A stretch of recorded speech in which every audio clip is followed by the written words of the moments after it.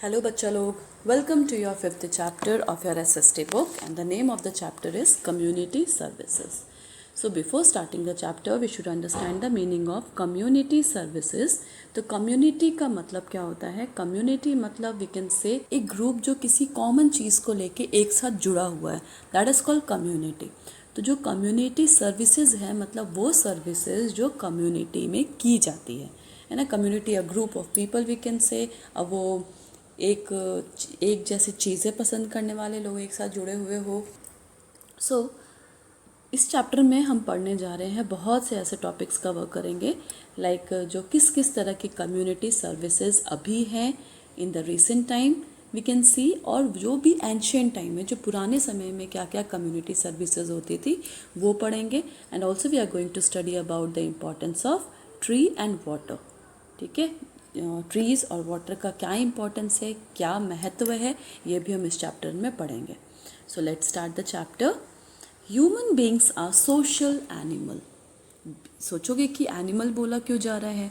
देखो, in Hindi what is known as कि जो इंसान है वो एक सामाजिक प्राणी है.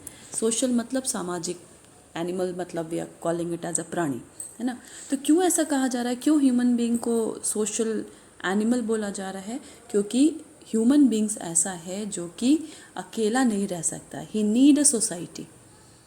ठीक है, सो सोशल नीड उसको है. अकेला कोई भी इंसान रहना बहुत मुश्किल होता है, उसको हमेशा सोसाइटी चाहिए.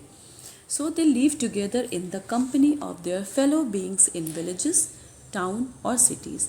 अब हर इंसान live together, want to live together, एक साथ रहना चाहता है किसी के भी कंपनी में. कंपनी मतलब फैक्ट्री वाली कंपनी नहीं, कंपनी मतलब किसी के साथ.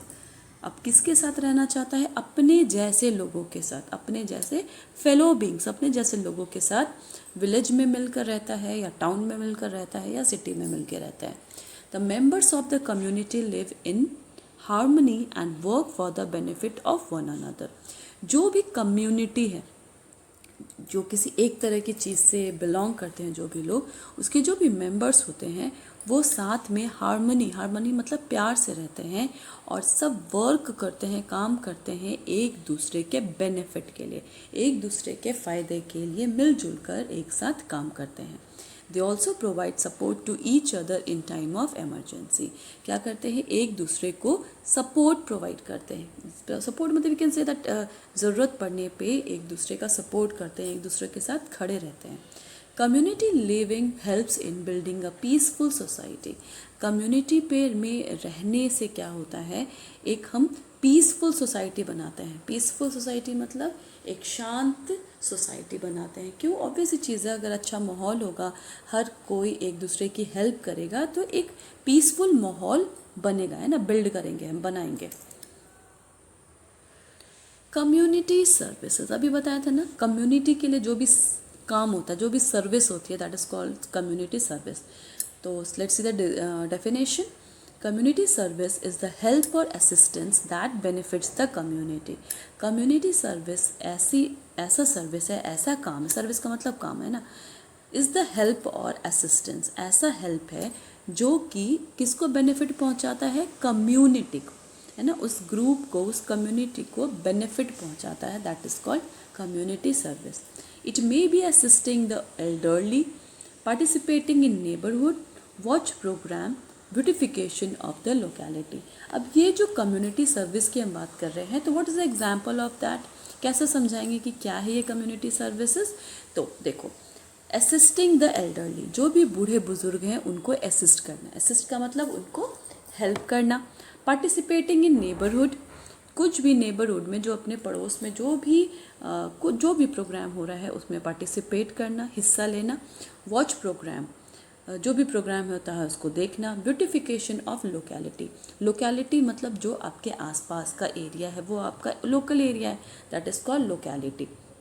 तो लोकेलिटी के ब्यूटिफिकेशन के लिए मतलब उसको सुंदर बनाने के लिए कौन कौन से प्रोग्राम होते हैं उसमें पार्टिसिपेट करना. ये सारे एग्जाम्पल हैं कम्युनिटी सर्विसेज के. Many people contribute to the community service programmes by donating money और देयर सर्विसेज. अब देखा जाता है बहुत सारे लोग हैं जो कंट्रीब्यूट करते हैं, मतलब अपना हिस्सा देते हैं, अपना मतलब भाग लेते हैं कम्युनिटी सर्विसेज प्रोग्राम में किस तरह से भाग लेते हैं, कुछ कंट्रीब्यूट करते हैं मनी, किस चीज़ के लिए मनी, उस सर्विस को करने के लिए, उस काम को करने के लिए अगर पैसे लगते हैं तो कुछ लोग कैसे अपना कंट्रीब्यूशन देते हैं। मान लो कि उनके पास टाइम नहीं है कि वो साथ में जाकर वो उस प्रोग्राम में हिस्सा ले पाए, तो वो क्या करेंगे, जो भी पैसे की ज़रूरत है तो वो डोनेट कर देते हैं। समय नहीं पे दे पाते हैं बट पैसा डोनेट कर देते हैं। और जिनके पास मान लो कि पैसे की कमी है और उनके पास टाइम बहुत ज़्यादा है, तो वो क्या करेंगे, जाके खुद अपनी सर्विसेज देते हैं, मतलब वो काम करते हैं। It gives them pleasure and satisfaction. उससे उनको पैसे तो नहीं मिलेंगे लेकिन हाँ सेटिस्फैक्शन मिलता है, प्लेजर खुशी मिलती है और सेटिस्फैक्शन होता है, अपनी आत्मसंतुष्टि होती है। अब कैसे आत्मसंतुष्टि होगी, देखो ये पिक्चर है यहाँ पे, है ना। अब देखो छोटे छोटे बच्चे हैं, ये पैसे तो नहीं डोनेट कर सकते हैं but they can give services, वो काम ज़रूर कर सकते हैं। तो क्या है example, school children doing community service as a part of Swachh Bharat अभियान। सब ने सुना होगा स्वच्छ भारत अभियान के बारे में। ये एक ऐसा अभियान है, ये एक ऐसा प्रोग्राम है जो गवर्नमेंट ने शुरू किया था अपने लोकेलिटी को स्वच्छ रखने के लिए। स्वच्छ का मतलब साफ रखने के लिए। तो भाई अभी तो हमने पढ़ा कि अभी के टाइम में किस तरह से कम्युनिटी सर्विसेज कर सकते हैं, एग्जाम्पल भी पढ़ लिया हमने। अब देखेंगे कि भैया ओल्डन टाइम्स में, पुराने समय में कम्युनिटी सर्विस कैसे की जाती थी। सो देखो, community service has always been an important part of Indian history and culture.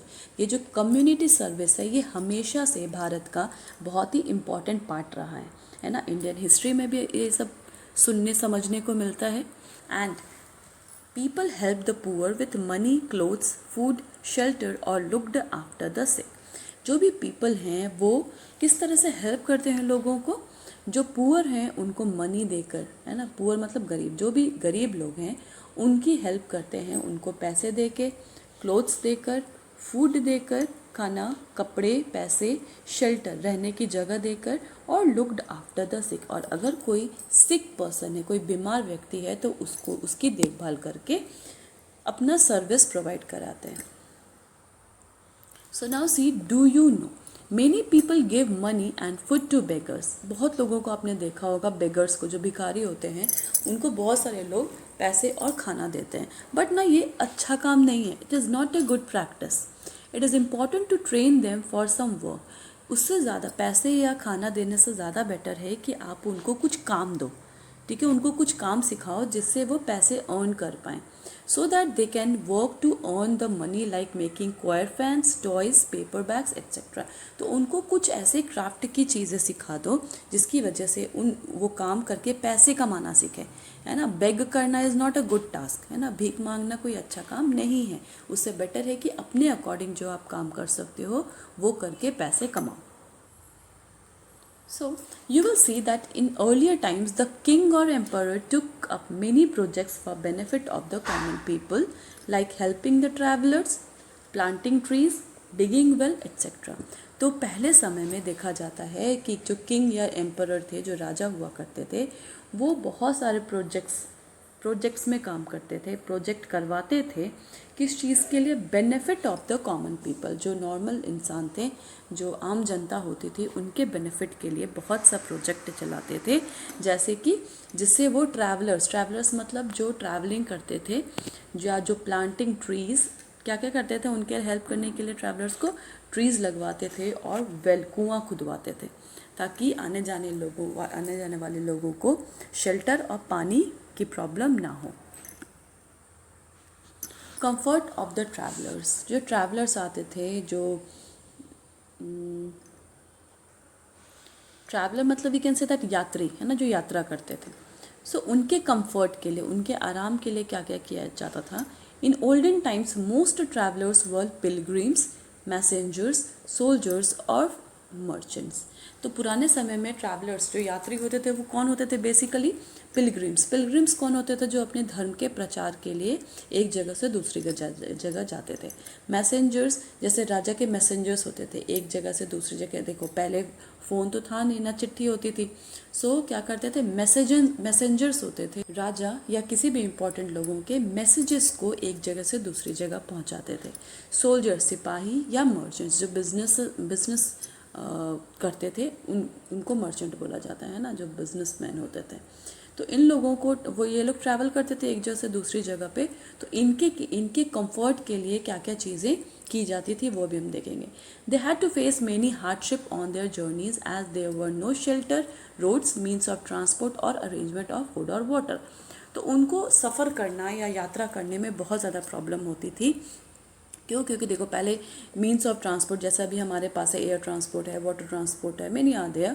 उस समय इतनी फैसिलिटी नहीं थी, ना शेल्टर हुआ करते थे रास्ते में, ना रोड थे प्रॉपर, ना कोई ट्रांसपोर्ट हुआ करता था, ना रास्ते में उनको खाने और पानी की प्रबंध होती थी। सो किंग क्या करते थे, वो कंस्ट्रक्ट कराते थे धर्मशाला। अब धर्मशाला या सराय बोलते हैं इसको, धर्मशाला या सराय बोला जाता है रेस्ट हाउस को, जो फ्री में रेस्ट करने के लिए उनको जगह मिलती थी, उसको वो राजा बनवा के रखते थे, जगह जगह पे बनवा के छोड़ देते थे, ताकि जो भी यात्रा करने आए हैं, जो भी ट्रैवलर्स हैं, वो वहाँ पे आराम कर पाएँ। They provided shelter and safety from rough weather and wild animals. अब ये जो धर्मशाला या सराय होते थे वो उन ट्रैवलर्स को रफ वेदर मतलब जो अगर ख़राब मौसम हुआ करता था उससे बचाते थे, या जो वाइल्ड एनिमल्स होते थे, जंगली जानवर जो उनको रास्ते में मिलते थे, उनसे भी उनकी रक्षा करते थे। डू यू दोहारा सराय क्या है? दोहारा सराय इट इज़ अ सराय, मतलब वही रेस्ट हाउस था, 20 किलोमीटर्स फ्रॉम लुधियाना, लुधियाना से 20 किलोमीटर्स दूर। Is situated at the grand trunk road, GT road पढ़ते हैं ना हम, GT रोड, जो इंडिया को लाइक साउथ से नॉर्थ या ईस्ट से वेस्ट जोड़ता है, that is called GT road. किसने बनवाया था? Grand trunk road. It was build by Sher Shah Suri. बेटा ये आगे तक आपको बहुत इंपॉर्टेंट क्वेश्चन है, ये ज़रूर से याद रखना, सीनियर क्लासेस में भी ज़रूरत पड़ेगी इसकी। नेक्स्ट टॉपिक है हमारा trees on road sides, roads के किनारे किनारे जो पेड़ होते थे। So Ashoka a great ruler understood the importance of the good roads for the progress of trade as well as pilgrims. Ashoka जो बहुत ग्रेट रूलर थे अपने समय के, उन्होंने इस चीज़ को समझा, किस चीज़ को, कि अच्छे रोड की इम्पोर्टेंस क्या है, इसको समझा। क्यों क्या ज़रूरी होता है गुड रोड? देखो आज उस समय भी और आज के समय में भी अच्छे रोड की बहुत ज़्यादा इंपॉर्टेंस है, स्पेशली किस चीज़ के लिए? प्रोग्रेस ऑफ ट्रेड, मतलब बिजनेस के लिए। देखो आज के टाइम में भी अगर ट्रेडिंग करनी है या सामान एक जगह से दूसरी जगह पहुंचाना है, तो उसके लिए अच्छा रोड होना बहुत ज़्यादा ज़रूरी है। सो अशोक जो थे वो इस बात को समझ गए थे कि तरक्की करने के लिए या ट्रेड को बढ़ाने के लिए या पिलग्रिम्स को बढ़ावा देने के लिए एक अच्छा रोड होना बहुत ज़रूरी है। So he arrange the construct rest houses, बहुत सा उन्होंने रेस्ट हाउसेस बनवाया, वेल डिग कराए, है ना, कुएँ खुदवाए, ट्रीज़ लगाए on the road side for the comfort of the traveller. ये सब उन्होंने क्यों किया? बस जो ट्रैवलर्स थे, जो पिलग्रिम थे या जो ट्रेडिंग के लिए, उन लोगों को क्या हो जाता? कंफर्ट होता, आराम करने के लिए या आराम मिलने के लिए। नेक्स्ट टॉपिक है water for quenching the thirst. Quenching the thirst मतलब प्यास मिटाना। पानी किस चीज़ के चलते है? थर्स्ट का मतलब प्यास को बुझाने के लिए। So in olden times most dharamshala sarai settlement were constructed close to water bodies, river, lakes और पॉन्ड। तो पुराने समय में जो अभी हम इतने देर से पढ़ रहे हैं कि धर्मशाला और सराय बनाए जाते थे, तो ये कोशिश की जाती थी कि ऐसी जगह पे कंस्ट्रक्ट हो, ऐसी जगह पे बनाया जाए जहाँ पर पास में ही वाटर बॉडीज़ हो जाए। वाटर बॉडीज़ किसको बोलेंगे? जैसे river, lakes, ponds etcetera. The resting place that were far away from water fulfill their requirement of water from wells, सिसांद्रास। अब देखो जो भी सराइज बनाए जाते थे जो वाटर बॉडीज़ के पास में है, that was very good, but ऐसे रेस्टिंग प्लेसेस जहाँ पे पानी जो है वो काफ़ी दूर होता था, तो वहाँ पे पानी की रिक्वायरमेंट कैसे पूरी होगी? They fulfil the requirement of water from wells and sisandras. तो जहाँ पे वाटर बॉडी करीब नहीं होती थी, नज़दीक नहीं होती थी, वहाँ पे इसका रिक्वायरमेंट फुलफिल किया जाता था वेल्स, कुओं से। स्टेप वेल्स देखो ये पिक्चर है ना स्टेप वेल की, किस तरह से स्टेप्स बने हुए, स्टेप्स का मतलब सीढ़ियाँ बनी हुई हैं नीचे जाने के लिए। कुंड्स एंड सिसांद्रास। अब सिसांद्रास क्या है वो अभी हम आगे पढ़ेंगे, picture is also given in your book. Wells for the main source of water for drinking and other purposes. देखो उस समय सबसे इम्पॉर्टेंट जो सोर्स ऑफ वाटर था वो था वेल, है ना, कुआं, जो कि ड्रिंकिंग पर्पज से भी काम आता था और बाकी के काफ़ी सारे पर्पसेस उससे पूरे होते थे। इन सब area step wells were constructed to harvest the rain water. Harvest the rain water का मतलब जो बारिश का पानी होता था उसको सुरक्षित मतलब संभाल के रखने के लिए, दैट इज़ स्टेप वेल्स बनाए जाते थे जिसमें पानी, बारिश का पानी स्टोर किया जा सके। And provide water to people and the palaces during the dry month. जब सूखे का समय आए, मतलब जब गर्मी का दिन होता था, जब बारिश नहीं होती थी, पानी की कमी हो जाती थी, उस समय ये जो स्टेप वेल्स होते थे या जो नॉर्मल वेल्स होते थे ये बहुत ज़्यादा काम आते थे। Some step wells found in Gujarat and Rajasthan are 5 to 7 stories deep. काफ़ी पुराने समय में ये चीज़ें बनाई गई थी, लेकिन आज भी आपको गुजरात और राजस्थान में स्टेप वेल्स दिख जाएंगे, कुछ कुछ जो कि 5 stories हैं, मतलब 5 स्टेयर्स बने हुए हैं, किसी किसी में 7 स्टेयर्स भी बने, स्टोरीज भी बनी हुई हैं, जो डीप होती थी, जितना पानी भरता जाता था ऊपर की तरफ। That is good for water store. Step wells are also called water temples of India. It's also a very important question कि what is known as water temple of India? The answer will be step wells. So, step wells are also known as wow, Vavdi, बावड़ी, बावरी, बावली, बाबाती। ये सारे नाम है किसके? Step well के। अलग अलग जगहों पे इसको अलग अलग नाम से पहचाना जाता है। नेक्स्ट है आपका कुंड। अब कुंड क्या है? Is a well that looks like a saucer with a cup at the centre. Saucer तो सब जानते ही होंगे, इस तरह से प्लेट होता है छोटा सा जिसके ऊपर कप होता है। This is called saucer. तो क्या बताया जा रहा है? कुंड जो है वो एक ऐसा वेल होता था जो कि लगता था saucer with a cup at the centre. देखना लगता था क्या? Picture is given there. See this is Suraj Kund at Faridabad, Haryana में है। ये देखो, लग रहा है आपको ये सॉसर, और ये लग रहा है जैसे कि कप है जिसमें पानी भरा हुआ है ना। It's good example it is given. It is an under water storage system. Under water मतलब ग्राउंड लेवल पे पानी स्टोर होता था to harvest the rain water in the dry region of Gujarat and Rajasthan. तो ये कुंड बनाए जाते थे जो कि ड्राई रीजन में होता था मोस्टली, जहाँ पे पानी की कमी होती थी। तो जब भी रेन होता था, जब भी बारिश होती थी, तो उस पानी को इसमें स्टोर करके रखा जाता था। A Sisandra, अभी जस्ट बताया था। Sisandra a tube like structure was build in Karnataka on important road crossing for the comfort of the travellers. तो अब सिसंद्रा के बारे में भी हमने पढ़ा था। देखो ये पिक्चर, बाकी इसमें तो क्लियर नहीं है। I will show you the clear picture here, this one. This is sisandra. Tube like structure होता था जो कि वॉज बिल्ड इन कर्नाटका। कहाँ पे बनाया हुआ था? जो भी इम्पोर्टेंट रोड क्रॉसिंग होती थी वहाँ पे। अब किस चीज़ के लिए बनाया जाता था? For the comfort of travellers. जो ट्रैवलर्स होते थे उसके आराम के लिए बनाया जाता था। स्मॉलर सिसंद्रास बनाए जाते थे जो कि एनिमल्स के लिए, जानवरों के लिए बनाए जाते थे। नेक्स्ट, वाटर हार्वेस्टिंग इन ओल्डन टाइम्स। पुराने समय में वाटर हार्वेस्टिंग कैसे की जाती थी? So water harvesting is a technique of collecting, storing and using the rain water. आज के समय में भी अब बहुत ज़्यादा पॉपुलर होने लगा है, लेकिन ये कोई नई चीज़ नहीं है। अब पढ़ने से आपको समझ में आ जाएगा कि ये बहुत बहुत सालों पुरानी चीज़ें हैं। रेन वाटर हार्वेस्टिंग जो कि राजा महाराजा के टाइम से चली आ रही है भारत में। सो इट्स अ टेक्निक जिसमें हम रेन वाटर को कलेक्ट करते हैं, स्टोर करते हैं और यूज़ करते हैं। किस चीज़ के लिए बेसिकली यूज़ होता है वो रेन वाटर? इरिगेशन, खेती के लिए, for drinking and other purposes. और भी बहुत सारे पर्पस में इसको यूज़ किया जाता था और यूज़ किया जाता है। इन olden times India had a well developed system of water harvesting, जो कि अभी हमने देखा है। Each village saved rain water to fulfill its requirement in the dry months. तो हर गांव ऐसा होता था जो कि रेन वाटर को सेव करके रखता था ताकि सूखे वाले महीने में जब ड्राई मौसम आए तो जो पानी का रिक्वायरमेंट है वो पूरा हो सके, किसी तरह की कमी ना हो। So there was no shortage of water. तो जब गर्मी का समय आता था उस समय भी पानी की किसी तरह की कोई शॉर्टेज नहीं होती थी। Many of the traditional water sources exist even today. तो पुराने ज़माने में जो भी टेक्निक यूज़ होता था वाटर को सेव करने के लिए, वो कुछ कुछ अभी भी देखने को मिलता है। वो भी exist, like sources exist even today, अभी तक एग्जिस्ट करता है। Unfortunately most of them are ruins। लेकिन अभी भी ऐसे बहुत सारे और लाइक वाटर सोर्सेज थे लेकिन जो कि ruin हो गए, मतलब बर्बाद हो गए due to neglect.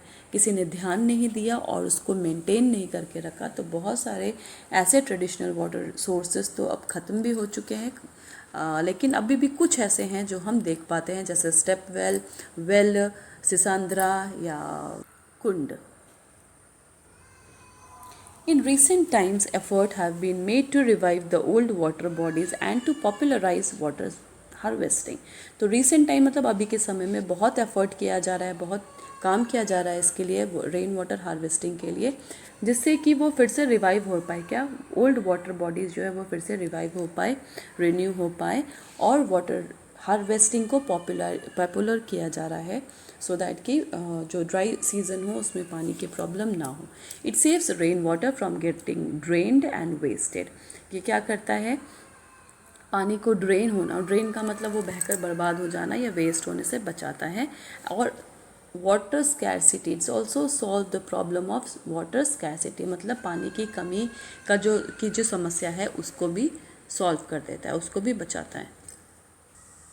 So you can see the picture here, water harvesting plant in modern building. अब देखो क्या होता है, बारिश का पानी छत पर आया, ठीक है, यहाँ से पाइप कनेक्टेड होता है, दिख रहा है यहाँ से पाइप. अब ये बारिश का पानी इस पाइप के थ्रू नीचे चला आता है, और ये पाइप कनेक्टेड होता है सर्विस वेल में. ये है सर्विस वेल, इसमें सारा बारिश का पानी यहाँ पे आके जमा हो जाता है.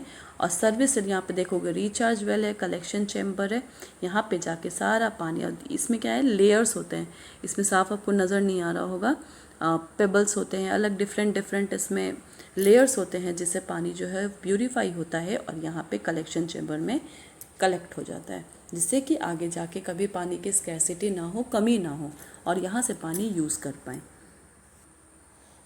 Next is community service in modern time. अभी देखो एंशियंट टाइम हमने पढ़ लिया कि कैसे राजा महाराजा के टाइम में होता था कम्युनिटी सर्विसेज. अब देखेंगे मॉडर्न समय में कैसे होता है. Community living requires organisation, coordination and tolerance. अब जो आज का समय है उसमें कम्युनिटी लिविंग रिक्वायर्स, कम्युनिटी में रहने के लिए क्या क्या चीज़ें चाहिए, ऑर्गेनाइजेशन चाहिए जो कि प्रॉपरली हर चीज़ को ऑर्गेनाइज कर सके, कोऑर्डिनेशन एक दूसरे की सही से भागीदारी चाहिए, और टॉलरेंस, किसी तरह की लापरवाही नहीं चाहिए. Instead of Kings now the government and it's agencies look after the community services. पहले ज़माने में किंग देखते थे इन सर्विसेज को, आज के ज़माने में गवर्नमेंट देखती है. गवर्नमेंट और उसकी जो एजेंसीज है वो देखती है ये सारे community services. Each neighbourhood requires essential services like water, electric supply, hospitals, schools, roads, market, sanitations. तो हर नेबर में, हमारे आसपास में जहाँ पे भी नेबरहुड है उसमें एसेंशियल सर्विसेज की रिक्वायरमेंट होती है, जैसे वाटर, पानी चाहिए, बिजली चाहिए, हॉस्पिटल्स, स्कूल्स, रोड, मार्केट चाहिए, सैनिटेशन मतलब साफ़ सफाई चाहिए. Here we are going to discuss the changes that have occurred in traveling water trees in modern times.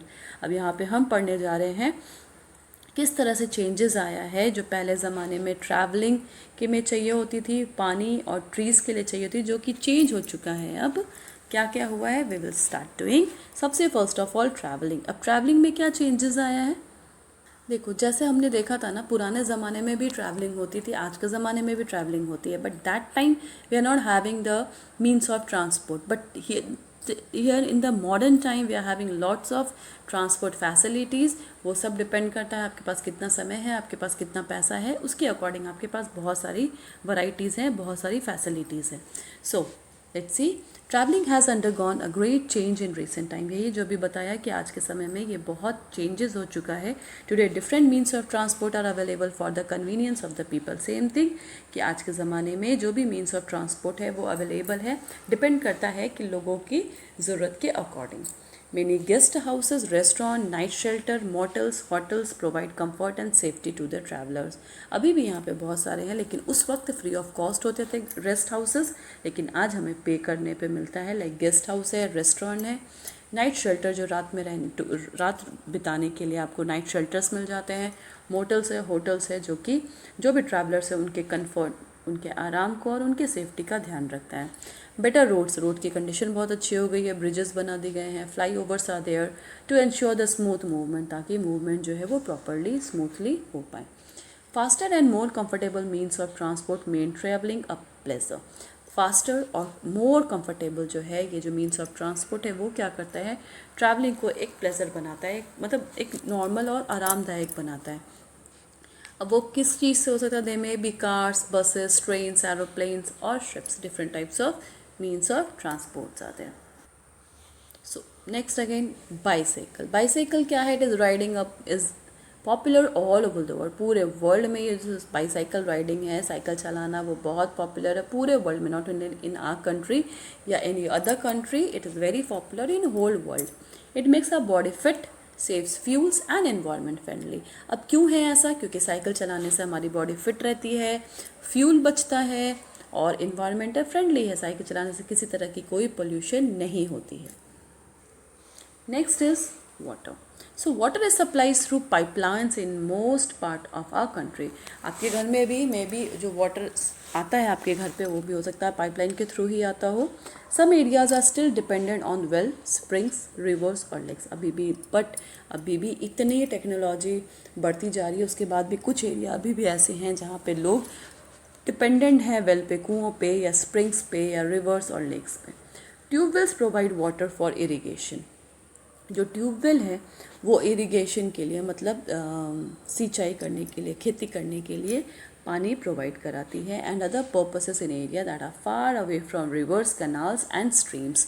Tubewell से क्या होता है? ये अंडरग्राउंड वाटर निकालता है, ज़मीन के अंदर जो पानी होता है वो खींच लेता है ये ट्यूबवेल, और स्पेशली इरिगेशन में काम आता है। बाकी और भी एरियाज़ में काम आती है जहाँ पे जो एरिया है वो रिवर से, नदियों से या कनाल से या स्ट्रीम से बहुत दूर है, ऐसे जगहों पे ट्यूबवेल जो है वो बहुत ज़्यादा फेमस है। Even today in some parts of India women have to fetch water from distant places in pitchers. Pitchers का मतलब के मटके। अभी भी इंडिया के कुछ पार्ट ऐसे हैं जहाँ पे औरतों को वाटर फेच करने के लिए, मतलब वाटर लेने के लिए बहुत दूर लंबा सफ़र लंबा सफ़र तय करना पड़ता है, और पिचर घड़ों में पानी लेकर ये लोग आते हैं। अब देखो कि यहाँ पे पिक्चर है, ये है ट्यूबवेल, जो भी हमने ट्यूबवेल पढ़ा था। Water pollution has become a major concern in all parts of India. लेकिन अब देखो वाटर के बारे में, वाटर इंपॉर्टेंस सब हमें पता है, लेकिन अभी सबसे ज़्यादा चिंता की बात क्या है? Pollution, water pollution. It is mainly cause by dumping of household and industrial waste. Specially ये क्यों पोल्यूटेड हो रहा है? क्योंकि हम नहीं, बट हाँ, लोग क्या करते हैं, घर की जो भी गंदगी है वो पानी में, जो भी वाटर सोर्स है उसमें डंप कर देते हैं, उसमें डाल देते हैं। स्पेशली इंडस्ट्रियल वेस्ट, जो भी इंडस्ट्री से वेस्ट निकलता है वो भी नदियों में डंप कर दिया जाता है। We must all vow to stop the immersion of idols, garlands and other waste into the water bodies। तो कहा जा रहा है कि हमें इस चीज़ के लिए बिल्कुल मना कर देना चाहिए कि जो भी आइडल्स है, जो भी मूर्तियां हैं देवी देवताओं की, उसको रिवर में प्रवाहित करना स्टॉप कर देना चाहिए। गार्लैंड, जो मालाएं होती हैं भगवान की, वो भी पानी में डालना मना होना चाहिए, और जो भी वेस्ट है वो भी वाटर बॉडीज़ में नहीं डालना चाहिए। Trees provide a green cover to our earth. सबको पता है ट्रीज़ जो है वो हमारे अर्थ को ग्रीन रखती है, and they are are best and most valuable friends. भाई ट्रीज़ जो है वो हमारे सबसे बेस्ट और सबसे मोस्ट वैल्यूएबल, सबसे इम्पॉर्टेंट फ्रेंड है। Life is not possible without trees. आप लोग को भी अच्छे से मालूम होगा कि किसी की भी ज़िंदगी, नॉट ओनली ह्यूमन्स, एनिमल्स हो गए, इवन इंसेक्ट की भी ज़िंदगी ट्री के बिना पॉसिबल नहीं है। दे गिव इस इन्यूमरेबल गिफ्ट्स। न्यूमरेबल मतलब नंबर्स। तो ट्रीज़ जो है वो हमें अनगिनत गिफ्ट देती हैं, जैसे वुड, लकड़ियाँ, फ्लावर्स, फूल, फ्रूट्स, वेजिटेबल्स, मेडिसिन्स, दवाइयाँ, स्पाइसेस, मसाले, और शेड मतलब छाया। The most important gift of trees is that they clean the atmosphere by converting carbon dioxide into oxygen. और जो सबसे इम्पॉर्टेंट गिफ्ट है जो ट्री से हमें मिलता है, दैट इज़ ऑक्सीजन। ऑक्सीजन क्या करती है? जो हमारे एटमॉस्फेयर में कार्बन डाइऑक्साइड है, कि जो कि हमारे लिए जहर है, उसको कन्वर्ट कर देती है ऑक्सीजन में। So the trees are very important. जो सबसे इम्पॉर्टेंट गिफ्ट है, देखो इतने सारे गिफ्ट तो हमें पेड़ों से मिलते ही हैं, सबसे इम्पॉर्टेंट गिफ्ट है ऑक्सीजन। ऑक्सीजन क्या करता है? एटमॉस्फेयर को क्लीन करता है। कैसे क्लीन करता है? Convert carbon dioxide into oxygen. जो ट्रीज़ है वो कार्बन डाइऑक्साइड को कन्वर्ट कर देता है ऑक्सीजन में, जिसकी वजह से हम एटमॉस्फेयर में बहुत अच्छे से रह पाते हैं। एक छोटी सी बात यहाँ लिखी हुई है, अ वाइस मैन किसको बोलते हैं? एक बहुत समझदार इंसान ने कहा है that he would do if he knew that he had only one more day to live. अगर किसी उसको पता चल जाए कि उसके पास सिर्फ एक ही दिन है जिंदा है वो सिर्फ एक दिन के लिए, तो ही क्या करना चाहेगा वो। तो he promptly replied I would plant a tree. उसने क्या रिप्लाई करता है वो कि अगर एक दिन मेरी ज़िंदगी के रह गए हैं तो मैं उसमें पेड़ लगाना पसंद करूँगा। In recent times, forests have been cleared for agriculture, building houses, hotels, hospitals, transport system, resorts. तो आज के ज़माने में फॉरेस्ट जो है उसको क्लीन किया जा रहा है। क्लीन का मतलब काट के हटा दिया जा रहा है। किस लिए? What's the purpose of cleaning the forest? या